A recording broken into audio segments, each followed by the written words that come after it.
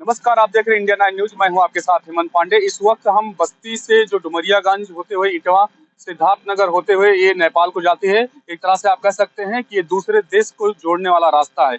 उत्तर प्रदेश की योगी सरकार चुनाव में इनका सबसे बड़ा मुद्दा था गड्ढा मुक्त योजना।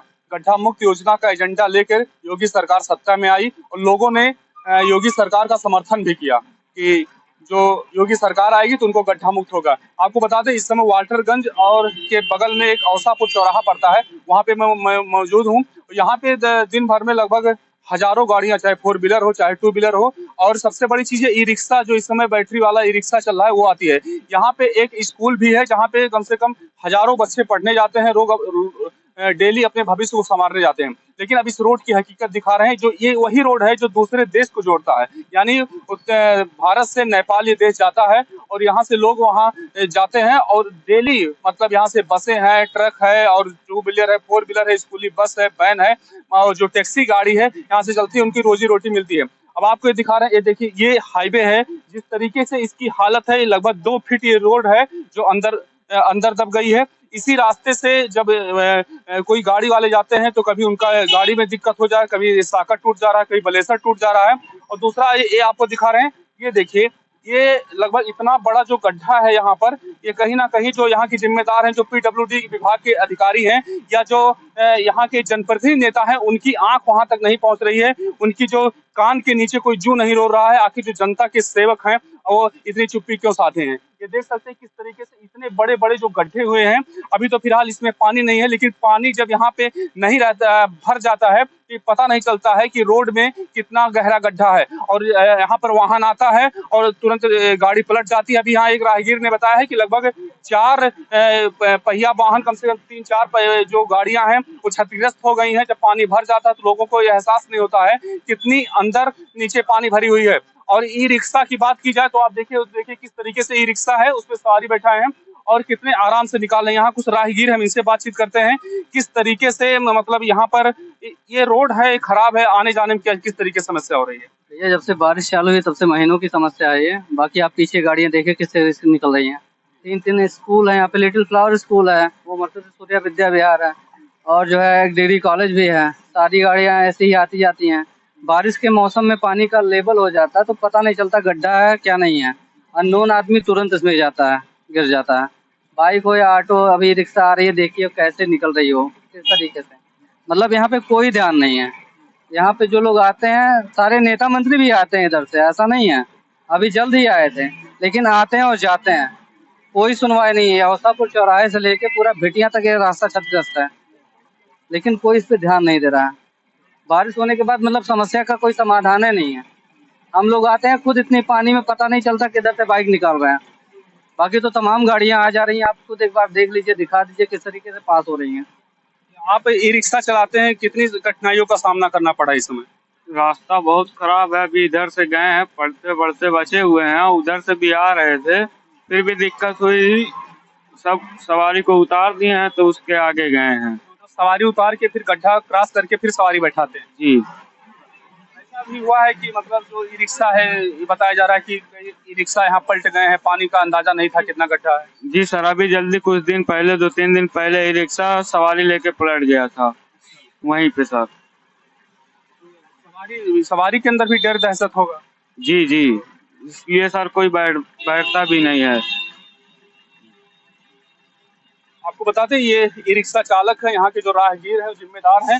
आखिर जो यहाँ के जिम्मेदार हैं, चाहे जो भी जिम्मेदार हो, चाहे जनप्रतिनिधि हो, चाहे पीडब्ल्यू विभाग हो या यहाँ के जिम्मेदार अधिकारी हो, आखिर उनको ये रास्ता क्यों नहीं दिख रहा है। इतनी कठिन परिश्रम में जिस तरीके से लोग यहाँ अपना जीवन जीने के लिए, यहाँ रोजी रोटी के लिए दिन सब सुबह निकलते हैं, लेकिन अपना जो जीवन है वो मतलब जोखिम में डाल के रिस्क लेकर अपना जीवन यापन कर रहे हैं। ये देख सकते हैं कितनी बड़े बड़े गड्ढे यहाँ पर हो गए हैं। यहाँ पे और कुछ राहगीर हम उनसे बातचीत करते हैं कि जिस तरीके से मतलब सुबह से लेके शाम तक, रात में भी ये रोड यहाँ पे चलता रहता है और जो लोग हैं आते जाते रहते हैं, मतलब हजारों गाड़ियों की तादाद है। लेकिन देख सकते हैं कितने बड़े बड़े गड्ढे हैं। एक भाई साहब यहाँ रुके, हम इनसे बातचीत करते हैं। आप अभी आ रहे थे और किस तरीके से रास्ता है, जो समय का पहले कितना समय लगता था, कितना समय लग रहा है। अभी तो भानपुर से बस्ती जाने में कम से कम 1.5 घंटा लग रहा है और यहाँ अभी देखिए गाड़ी हमारी सट गई है नीचे।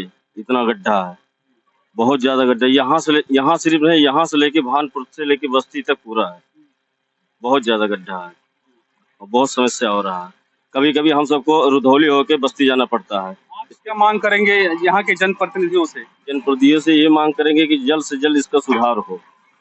जी, आपको बता दें, ये उसापुर चौराहा है जहाँ पे जो राहगीर हैं, जो आने जाने वाले लोग हैं, हम चाहेंगे कि आप जब 4 व्हीलर गाड़ी आए तो आप उसको दिखाइए। देख सकते हैं किस तरीके से यहाँ जो 2 व्हीलर है, 4 व्हीलर है, जो नौकरी करने वाले लोग हैं, डेली अपने काम काज को लेके जो भानपुर या इटवा डुमरियागंज जाते हैं, या जो अंतरराष्ट्रीय जो वहाँ के बसें हैं चाहे नेपाल से आती हैं, ये भाई साहब एक मिले हैं, इनसे बातचीत करते हैं। डेली ये रास्ता इतना खराब हो गया, किस तरीके से इस रास्ते को लेके देख रहे हैं आप? जी सर, हम सरकारी कर्मचारी हैं और जो है रास्ता बहुत गड़बड़ है, आने जाने में बहुत दिक्कत होती है। और तो ज़्यादा दिक्कत तो ये है कि ये जो है धूल इतना ज़्यादा इस पे उड़ता है कि बहुत ज़्यादा दिक्कत होता है। बहुत ज़्यादा गड़बड़ है रास्ता, बहुत ज़्यादा। और हम अपेक्षा आप लोगों के माध्यम से कहना चाहते हैं कि जो है इस रास्ते, ये बहुत मेन रास्ता है। ये आप मनौरी से जाएंगे डुमरियागंज तक ये रास्ता जाता है, उसके बाद उधर आप चले जाइए नेपाल तक। टूरिस्ट भी जाते हैं इस रास्ते से और उधर जो है आपका जो है डुमरियागंज के रास्ते जाता है, सभी लोग जाते हैं। बहुत मतलब इसमें नहीं रास्ता है, तो बहुत ही दुर्घटना भी यहाँ होता है, काफ़ी दुर्घटना भी यहाँ होता है। रास्ता देखिए बहुत गड़बड़। तो हम आपके माध्यम से कहना चाहते हैं कि सरकार को चाहिए, जो भी है आप लोग दिखा रहे हैं तो इसको जो है लिया जाए संज्ञान में और ये रास्ता बनना चाहिए ये। जी बता दें, देखिए किस तरीके से पूरी गाड़ी भर के यहाँ लोग जा रहे हैं अपनी रोजी रोटी के लिए। लोग टेम्पो, टैक्सी, जो ई रिक्शा है उसको चला रहे हैं, लेकिन जो जिम्मेदार हैं आखिर उनको क्यों नहीं इसकी सुध लेने की समय मिल रही है? क्या जिम्मेदार इस रास्ते से नहीं जाते हैं? अगर जाते हैं तो आखिर क्यों नहीं इस रास्ते पे उनकी ध्यान पड़ रही है कि इतना बड़े बड़े गड्ढे हैं, लगभग 2-2, 3-3 फीट गड्ढे हो गए हैं। जो छोटी गाड़ियां हैं उनका चैम्बर सट जा रहा है। अभी एक भाई साहब बता रहे हैं उनका चैम्बर फट जा रहा है। एक और भाई साहब हम इनसे बातचीत करते हैं। रास्ता इतना खराब हो गया, किस तरीके से इसको देख रहे हैं आप? ये जान लीजिए कि चलना दुश्वार है यहाँ से। हाँ, चलने लायक नहीं है रास्ता इतना खराब है कि गाड़ियाँ भी पलट जा रही हैं। भाई साहब रुकिए, आप हाँ आइए। ये आप बता दें, ये ई रिक्शा वाले हैं, टेम्पू वाले हैं, हम इनसे बातचीत करते हैं। भाई साहब, टेम्पू चलाते हैं आप, डेली सवारी लेके आते हैं, ये रास्ता खराब है, इसको मतलब कठिनाइयाँ हो रही है? बहुत ज्यादा कठिनाइयाँ हो रही हैं और हम लोग तो जान जोखिम में डाल के चला रहे हैं मजबूरी में। अब ये तो भाई यहाँ के सरकार को ध्यान देना चाहिए, क्या करना क्या नहीं करना है। और ये काफी दिनों से ऐसे पड़ी है खराब सड़क, जिससे आने जाने में काफी दिक्कत हम लोग को हो रही है। गाड़ियों में भी खराबी आ रहा होगा? तो आएगा भाई, टायर हमारा किस रहा है, पलटने की देर है, 3 चक्के की गाड़ी कभी पलट सकती है। गड्ढा आता है तो सवारी उतार देते हैं कि सवारी लेके गड्ढा पार? रिक्स लेके चलना पड़ता है, सवारी उतरेगी नहीं। जब बारिश होती है तो इतना पानी भर जाता है, गांठ बराबर पानी हो जाता है वहाँ, नहीं चलता होगा। पता ही नहीं चलता गड्ढा है क्या है, ऐसा कुछ है नहीं। तो उतारेंगे तो उतरेंगे, सवारी भी नहीं उतरेंगे। अभी यहाँ तो एक कल या परसों में एक ऑटो पलटी है, वो बैटरी वाली पलट गई।